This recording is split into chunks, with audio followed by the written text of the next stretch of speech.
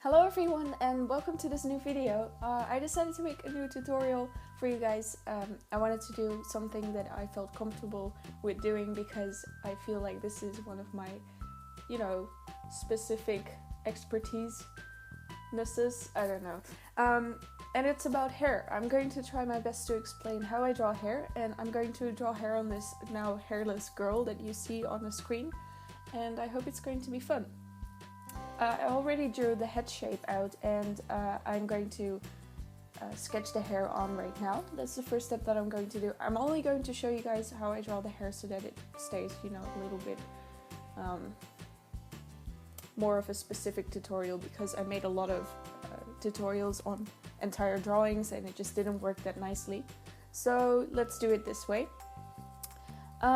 First of all, what you need to know about starting the drawing of your hair when you start sketching is that there is a logical place where the hair starts and where it all ends and stuff like that.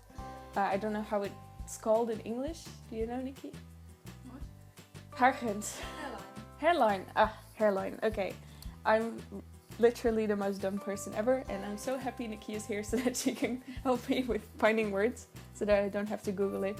Because, real-time videos are difficult because I'm going to a lot, but I don't want to edit that because that takes a long time. Okay, well, I already sketched out the hairline on this sketch layer, and I made a very rough sketch layer underneath. Pronunciation. I'm going to make an extra layer on top so that you guys can see where I draw the hair, and so that I can erase any bits that need to be erased from the sketch of the girl where the hair falls over the girl. So I'm going to sketch the hair, and what's important is that you imagine the hair in locks rather than individual strokes, because of course we all know that hairs are individual small little things like this, but if you're only going to draw like individual hairs, it's not going to look great until you spend a lot of time on it. So it's best to use a softer shape. I use the airbrush for sketching personally, but you can literally use whatever you want. But first, try to imagine the hair in the rougher shapes before you start going into detail. So I want this girl to have long wavy hair so that I can show you guys how I paint the texture really well. You can basically use this technique for every kind of hairstyle, but I will go into specific textures in other tutorials. I'm just going to go over the basics now. So what I usually start with is the hair that starts at the hairline, and that could be bangs like this. You can see that this is two shapes, but you can use as many shapes as you want. Or you can, what happened there? Or you can go and make it go back like this. She has her hair, out of her face. Or you can even make her have braids that go to the back of her head. I don't know. Do whatever you want. I'm going to go with soft bangs, because I haven't drawn girls with bangs like this in a while, I think. I don't even remember what I drew. So this is basically, one shape with a few extra smaller shapes right there. And you can see that I made sure that it has some volume. It's not sticking to the face directly. I see a lot of people do that. They just draw the hair like this, like it's sticking directly through it, and that it doesn't fall that way. I mean, it's also affected by gravity, but in a way different way that we are, because it's a lot lighter, so it's going to bounce up a little bit, especially at the roots. Depends on how often she washes it though, but you know what I mean. So it bounces up a little, and then it's affected by gravity, but it falls down a little different, and it just falls around the face rather than being directly stick to it. Okay, I'm going to draw the how's that called? I really don't know. The parting of the hair. Whoa, there we go. The parting of the hair, and once again I make sure that there's some volume over there. And I draw this in, you know, shapes again as well. Also drawing some hair around the face because I want her to have a little bit of a playful hairstyle. Okay, now I'm going to draw the lengths of the hair, and I'm also doing this in, you know, rough shapes.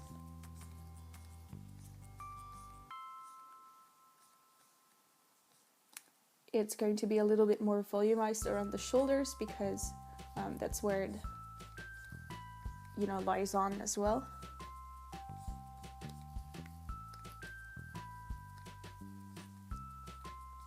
Draw some falling over her shoulders as well. She could be like grown-up Hermione with this kind of hair. Like, wait, modern times Hermione, I don't know, not grown-up, because we all know what actual grown-up Hermione looks like.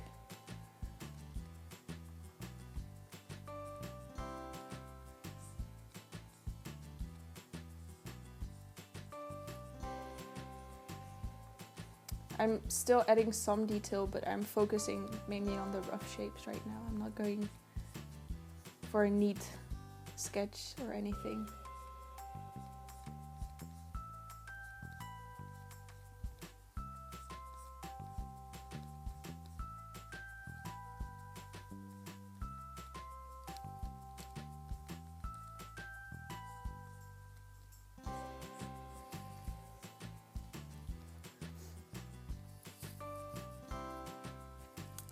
Okay, I think that looks nice. Now I'm going to go to this layer again and erase some of the parts that where the hair falls over that wouldn't be visible. I think the hair wouldn't be visible because the glasses go over the hair in this case.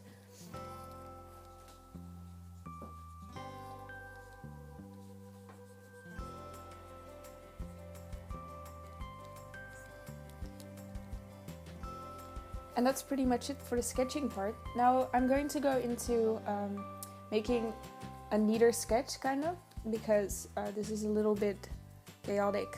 It's not cleaned up very much yet. Of course I cleaned up the face a little bit more because I spent a lot of time on it already. But I'm going to just clean up the sketch, make another layer on top of it, and use a smaller brush mainly to get some neater lines going. So I'm going to do that and I'll be back when I start doing the next step. So I just finished the sketch layer and I added the flat colors, which is basically just adding the basic colors that you want in your drawing underneath the sketch line art, whatever you're going to use. I'm using a sketch because I'm going to paint over it and I don't work in shapes, because I like sketching a lot and going into some detail in a sketch. So yeah, that's what I did until now. And what I'm going to do now is take the line art layer, line art sketch layer, which is this one, and I'm going to set it to preserve opacity so that I can change the color. And I'm going to make it a very dark brownish red because I don't like working with a all black line art. It's going to look unnatural if I blend it in with the hair. I'm going to adjust the colors slightly depending on the color of the part surrounding it. I don't know how to explain that, how to put that to words. Okay, the eyes still need some color, but obviously I'm not going to go into that. What I'm going to do now is create a shadow layer, and I do this for pretty much all the layers. It's not specifically for hair, so yeah, if you want to know how I shade in general, this is how I do it. As you can see, I use it for the face, but I also use it for the hair, and I'm using the water tool for it, and it's set on a pretty sharp edge right here, and a pretty high density, but also 45 blending, because I like to use the water tool for blending a lot, especially with drawing hair. This is very important because yeah, the water tool is basically all I use for it. So I'm going to add a shadow, and it's going to be a warm color shadow onto the hair, and I'm going to follow the natural shapes of what I drew in the sketch. And I'm going to add more shadow to where the light doesn't come, obviously, because that's where the shadow is going to be. So more right here and here, because those are the under layers of the hair.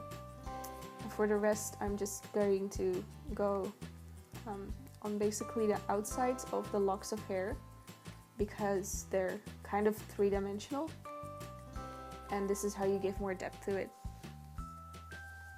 Shading is basically adding depth to your drawing.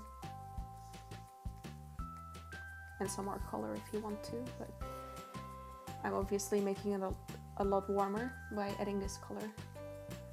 I could also do a blue kind of shading, but I think warm and cozy suits her more.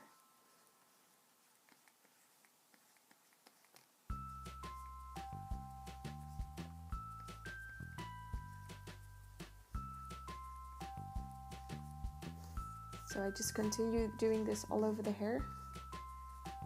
Not literally all over, but you know what I mean.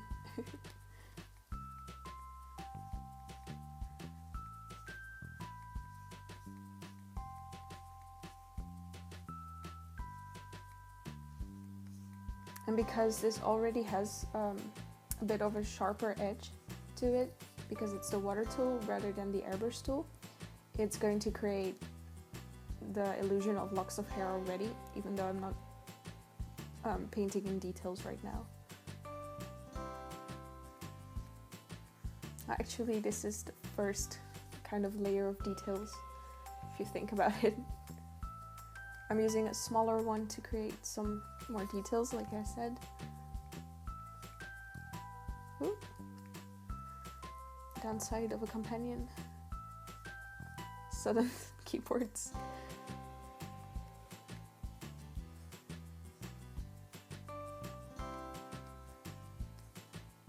It only did that, by the way, because I have touch on so that I can use my hands to select things as well. So I accidentally touched it with my wrist, not that it is a glitch in the tablet, because the tablet is great. Okay, I think this is nice. I would normally continue doing this with the entire drawing, but for now I'm going to stop right here so that I can explain how I do the hair more. So I'm going to merge this layer and with the line art and the color layer, and I'm going to go into the painting process of the hair. So I'm going to zoom in for this because this is more detailed, and I'm going to select the water tool again, and I'm going to use the lightest color to blend it all together in the layer itself.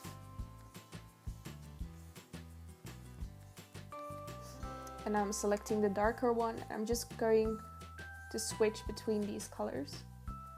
Now selecting the darkest color, which is the line art color, kind of.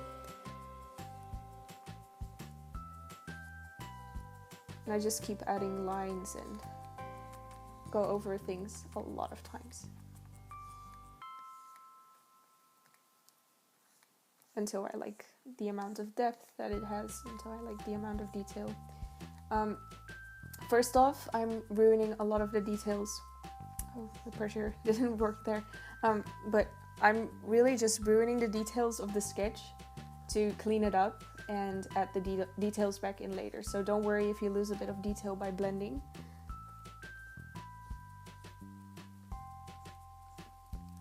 I'll be okay in the end.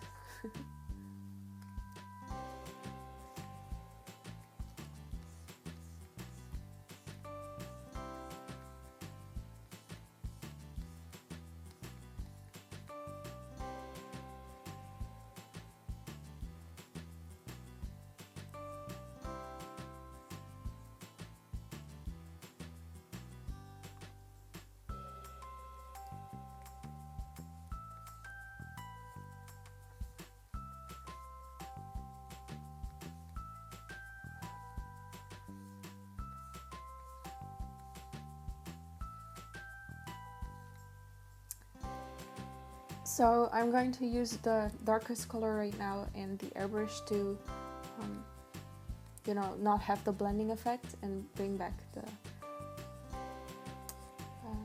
the harsher lines. And as you can see, the highlights focus on the middle parts of the strands of hair so that it really looks like a 3D object, because a ball, for example, if you have a color on it, the light is going to focus at a certain point because of the light source.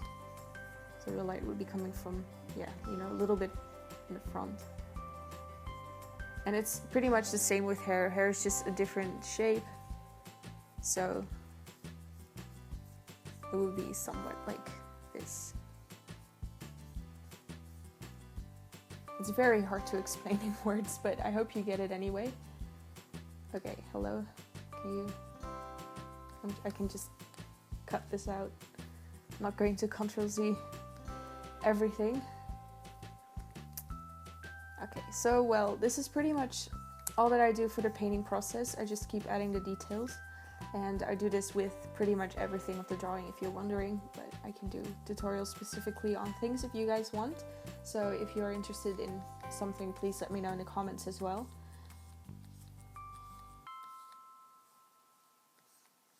Obviously not, you know, this is not very finished, but that doesn't matter for now. I'm going to go explain how I do the rest and how I do the touch-up at the end, because I add more shine and highlights later, and I usually do this when I'm all the way done with the drawing and the painting process, but for the sake of keeping this tutorial somewhat short, and I will show you guys the end results later anyway, I'm just doing it now. I'm creating a new layer on top of the... I'm sorry, I itched my nose. That must have sounded really strange. But I'm creating a new layer, and I'm using a very light yellow color, and I'm just gonna brush the color on like this. It looks really ugly, right? Okay, it doesn't matter. I'm setting this layer to luminosity, which means that it changes the lightness of the layer, and it makes it lighter, basically. Luminosity, it kind of gives it away, right? Now I'm taking the eraser? Is it eraser? Eraser? Sure, they know what you mean. Yeah, I cannot pronounce this word, and it's going to be an issue for me in the rest of my artistic life, because it's literally one of the most basic tools ever. Why was I cursed with this this terrible thing? Okay, well, I'm taking that tool that I just pronounced weirdly, and I'm going to kind of take away bits at the outside, kind of, but I'm also going to go all the way through it like I just did, to create spots of light. And if you remember what I just explained about the ball, it's pretty much the same thing, but I'm just intensifying the light in specific parts.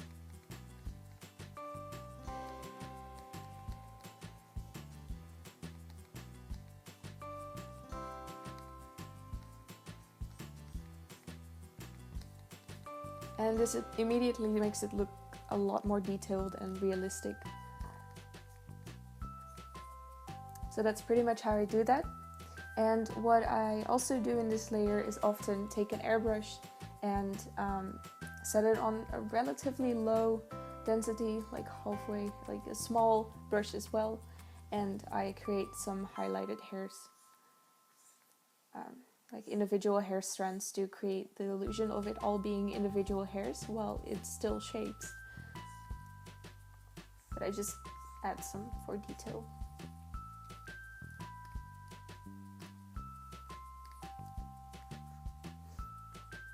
What I also do in the end, and this is the most final touch that you can add, that I usually personally add, is extra hairs outside of the hair, really. I often do this with the airbrush, not the hairbrush.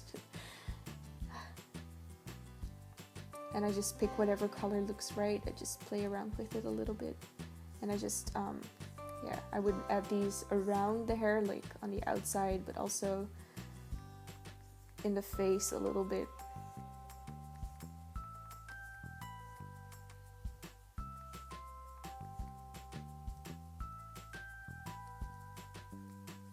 kind of like this.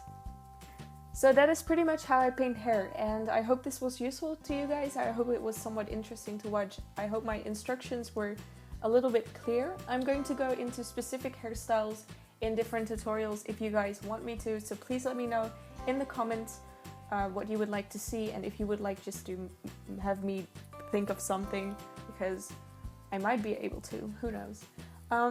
Yeah, let me know that in the comments. Please give this video a thumbs up if you liked it as well. And if you're new to my channel, please make sure to check out my other videos as well. I would really, really appreciate it. Thank you guys for watching, and I will see you guys in my next video. Bye!